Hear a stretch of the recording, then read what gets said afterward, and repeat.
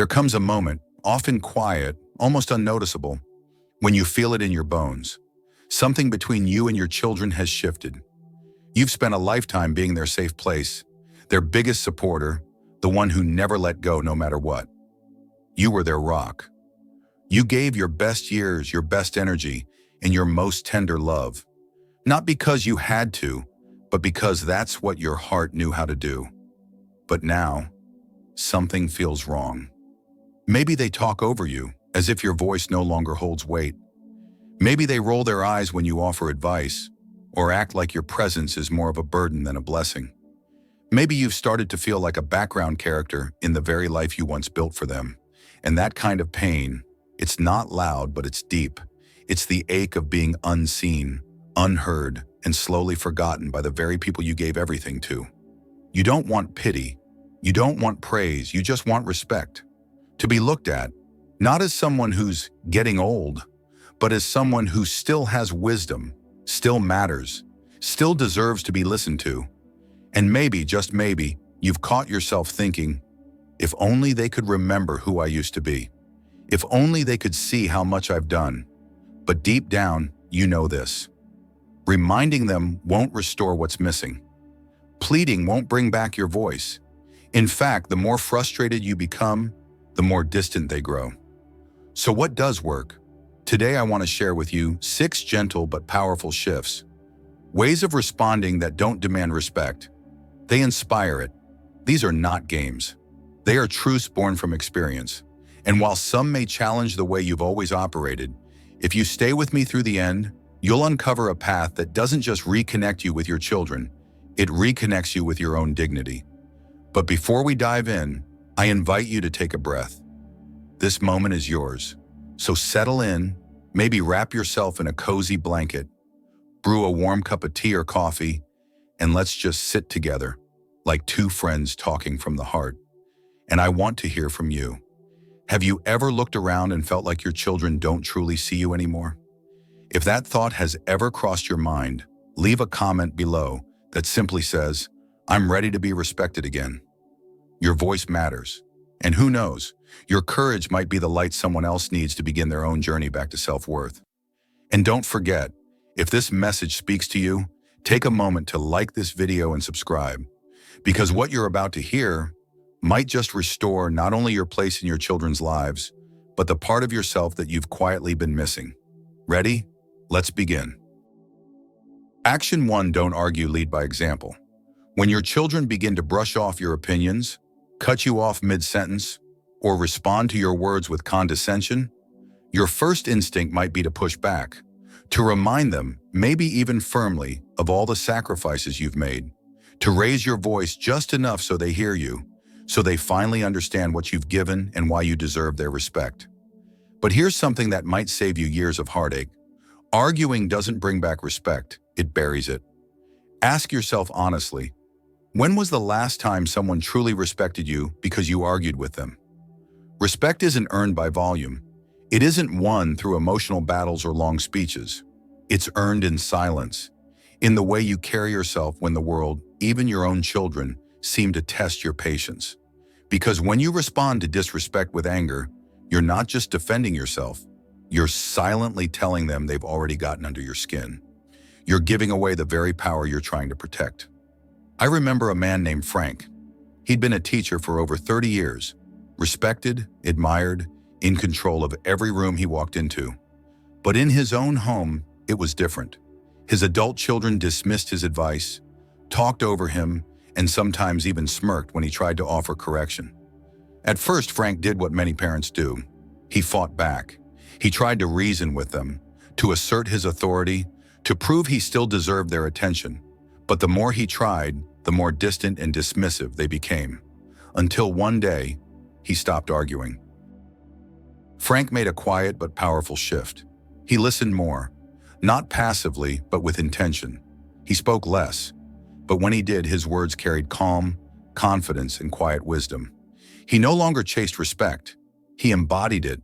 He didn't need to prove anything, because he lived like a man who had nothing to prove. And gradually, something changed. His children began to pay attention, not because he demanded it, but because he became someone they couldn't ignore. If your children aren't respecting you, don't chase after their attention. Show them by example what self-respect looks like. Keep your dignity intact. Speak with calm certainty. Let your presence, not your protests, do the talking. And above all, never stoop to the level of those who treat you poorly, because when you hold yourself with quiet strength, they feel it. And slowly they begin to follow your lead. Not because you force them to, but because they want to. And if you're still here with me, still listening and reflecting, I want to know you're part of this journey. Leave a comment below that says, "Lead by quiet strength." Let it be your declaration, not just to your children, but to yourself. And if you haven't already, make sure to like this video, subscribe, and turn on the bell. Because what's coming next might be the shift you've been waiting your whole life to make. Let's keep going. Action 2, stop giving without appreciation.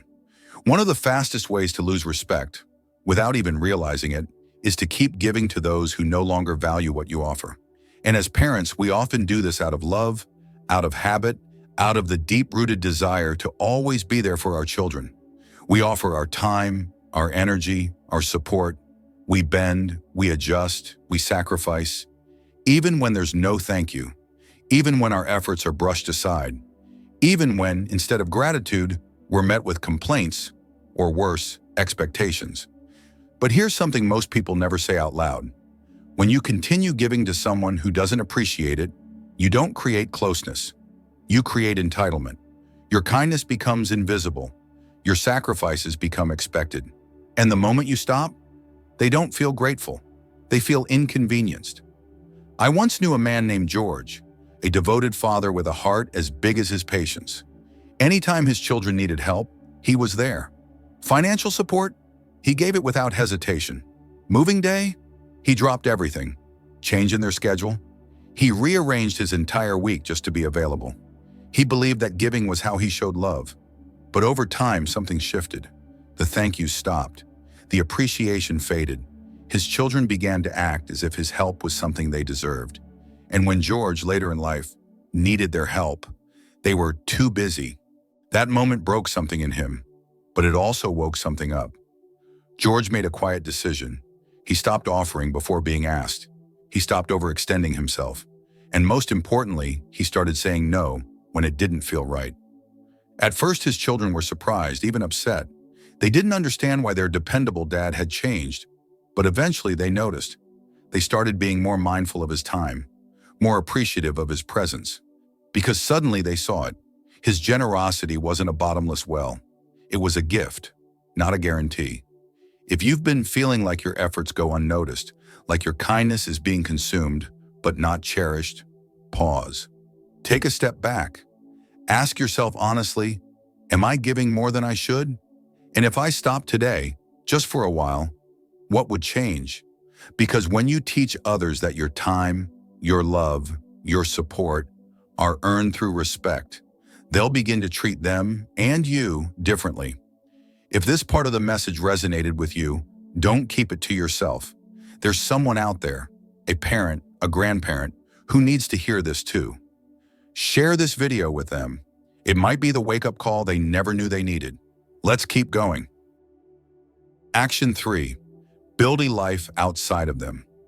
One of the most profound ways to earn back your children's respect, without ever having to ask for it, is to show them that your happiness doesn't depend on them. As parents, we naturally devote our lives to our children. We put their needs first, wrap our daily routines around their schedules, and center our identities around being their constant support. But with time, something subtle yet powerful begins to shift.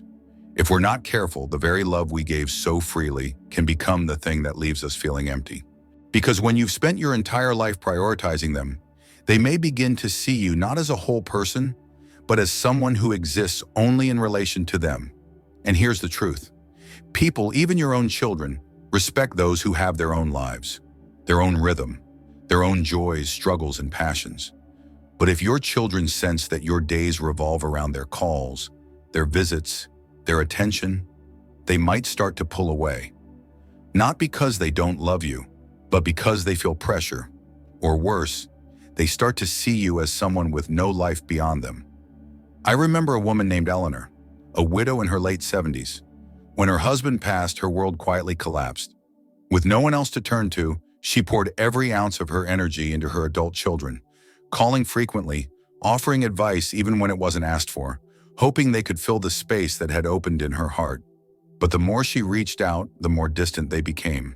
Calls grew shorter, visits fewer, and Eleanor, despite all her efforts, felt lonelier than ever. Then one day she made a different choice, a brave one. She joined a local book club. She started traveling with old friends. She volunteered at the senior center down the street. She picked up gardening again. Bit by bit, she rebuilt a life where she was at the center. Not her loneliness, not her grief, and not her children. And slowly, something incredible happened. Her children began to reach out more. They asked questions, they showed curiosity, they admired her independence. For the first time in years, they didn't just love her as a mother, they respected her as a person. So ask yourself honestly, do your children see you as someone with a rich, fulfilling life of your own? Or do they see someone waiting for a phone call, a visit, a sign that you still matter? Because the moment you begin truly living, not just existing, they'll start seeing you differently. They'll begin to value your time. They'll recognize your strength. And most importantly, they'll respect the life you've built for yourself. If this message has stirred something in you, if you're nodding quietly because it hits home, then I'd love to hear from you. Leave a comment below with the words, "I'm building my life again."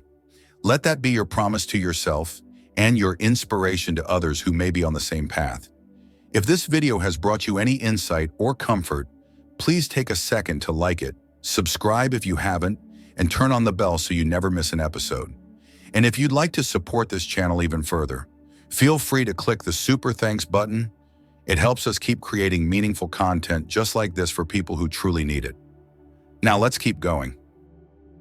Action 4. Withdraw your emotional dependence. One of the most difficult but important truths to accept as we get older is that we cannot rely on our children to fulfill our emotional needs. Yes, we love them deeply. And yes, of course, we want their love, their care, their respect in return. But the moment they sense that you need them to feel whole, to feel valued, the balance of the relationship starts to tilt, and not in your favor. Here's the honest truth. People, including your own children, respect those who stand on their own 2 feet emotionally. When you lean on them for constant reassurance, for attention, for validation, it doesn't create closeness. It creates pressure. Pressure that makes them feel responsible for your happiness. And instead of drawing them in, that pressure often pushes them away. They may become distant, cold, even irritated by your efforts to connect. And the more you chase after their love, the more they pull away. Not because they don't love you, but because it begins to feel like a responsibility, not a relationship. I once met a woman named Helen, a gentle, giving mother who had always put her children first. She loved them fiercely.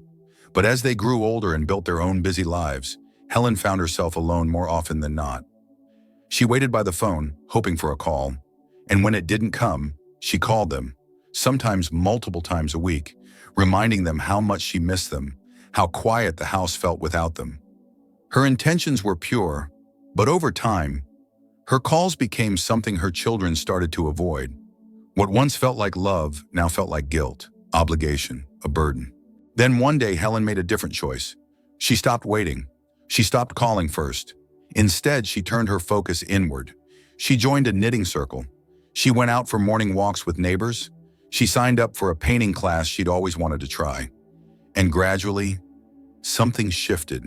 Her children started calling more, reaching out, not because they had to, but because they wanted to. They admired the new energy in her voice. They respected the life she was building. And without saying a word, Helen reminded them of something powerful. She was still her own person.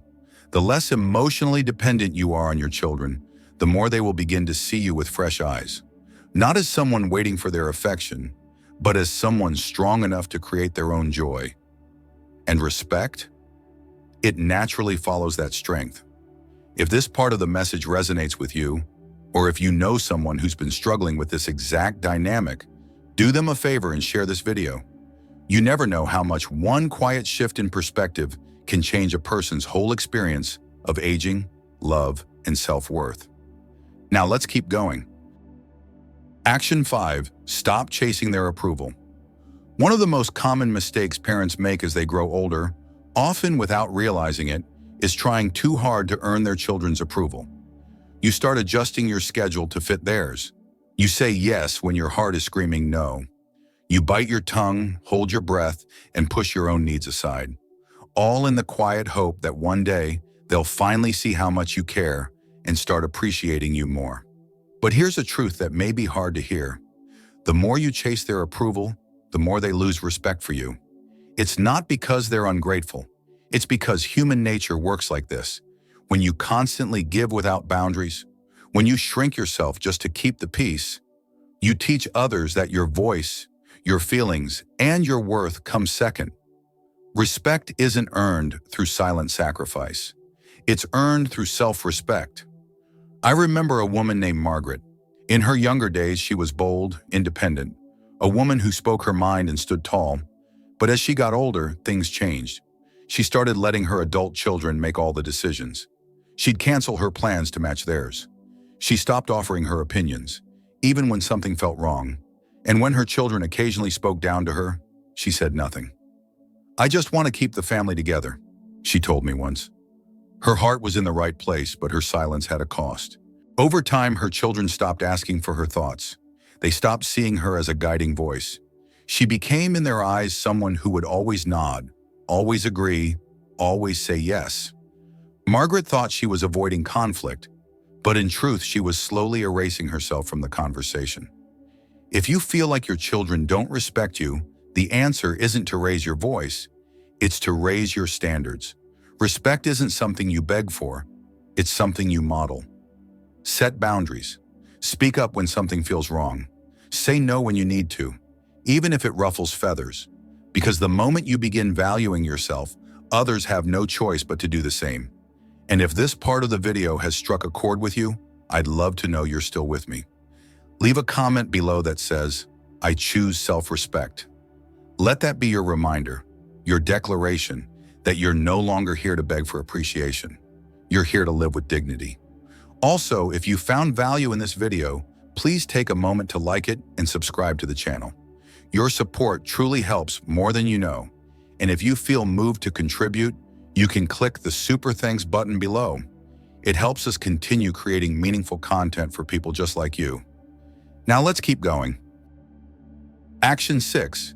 Set boundaries and enforce them. One of the most overlooked reasons why children lose respect for their parents is because the parents unintentionally allow it. When you let your children speak to you with sarcasm or disregard, when you let them brush off your opinions, ignore your time, or treat your feelings like they don't matter, it doesn't mean they're bad people. It just means they've learned this is okay. Because whether we like it or not, people, especially family, will always treat us the way we let them. Setting boundaries isn't about creating drama. It doesn't mean you have to cut ties, start fights, or walk away from your children. It simply means you draw a clear, calm line that says, "This is how I expect to be treated." And if that line is crossed, there will be consequences. But here's the key. It only works if you enforce it. Boundaries without follow-through are just suggestions. I once knew a man named Robert, a strong, disciplined businessman who once ran his own company with authority and precision. But when it came to his grown-up kids, he became hesitant, passive. They'd interrupt him in mid-sentence, roll their eyes when he gave his opinion, even criticize how he chose to live his retirement years. And for a while, Robert stayed silent. He told himself it wasn't worth the trouble, that keeping the peace mattered more. But over time, he realized something powerful. Every time he swallowed his words, he was silently teaching them that it was okay to disregard him. So he made a change. The next time his son cut him off mid-conversation, Robert didn't raise his voice. He simply said, "I'll continue when you're ready to listen." When his daughter dismissed his perspective, he replied, "You don't need to agree with me, but you will speak to me with respect." And when their behavior didn't improve, he followed through. He calmly told them that if they couldn't treat him with basic decency, he wouldn't be spending time with them. At first, they pushed back. They resisted. But gradually, they began to listen. Not because he forced them to, but because he stood firm in his self-worth. He taught them, without yelling or pleading, that respect was the price of his presence, and that made all the difference. So if your children aren't treating you the way you deserve, it's time to stop asking why and start asking what you're allowing. Because if you don't set the rules of how you want to be treated, no one else will. Respect begins where self-respect is enforced. If this insight has made you reflect, even just a little, do someone else a quiet kindness. Share this video. You never know who might be struggling silently, waiting for the words that give them the strength to draw that first boundary. Let's move forward. Here's what I hope you walk away with after watching this. The deep, lasting respect you crave from your children isn't something you demand with raised voices or long explanations. It's something you quietly become. It's the reflection of who you are when the house is silent, when no one's watching, when you choose to honor yourself, even if they don't. It starts with how you show up for yourself. It starts in the quiet decisions, choosing peace over pleasing, choosing truth over tolerating, choosing to live for more than just their approval. Because the truth is, the moment you stop chasing their validation, something shifts. They start noticing. Not out of guilt, but out of genuine recognition. You were never meant to shrink yourself for their comfort. You were never meant to wait by the phone, to accept the bare minimum, to silence your voice just to keep the peace. You were meant to lead with grace, to speak with wisdom, to live with purpose. And when you draw boundaries, not with bitterness, but with calm strength, when you stop giving until you're empty and start giving from a place of balance, when you show them that your love is a gift, not a duty, that's when something beautiful happens. They see you, not just as the parent they've always known, but as the person they never realized they could admire. So if you've ever felt invisible, or like your worth has been slowly fading into the background, please hear this. You are not invisible. You are not less than. You are still whole, still powerful, and still capable of commanding deep, quiet respect. Now I'd love to hear from you. What moment in today's message spoke to your soul the loudest? What shift are you ready to begin? Today, right now. Leave a comment below and write these simple words. I'm ready to be respected again. It might seem small, but it could be the very thing that inspires someone else to take back their voice, their value, their life.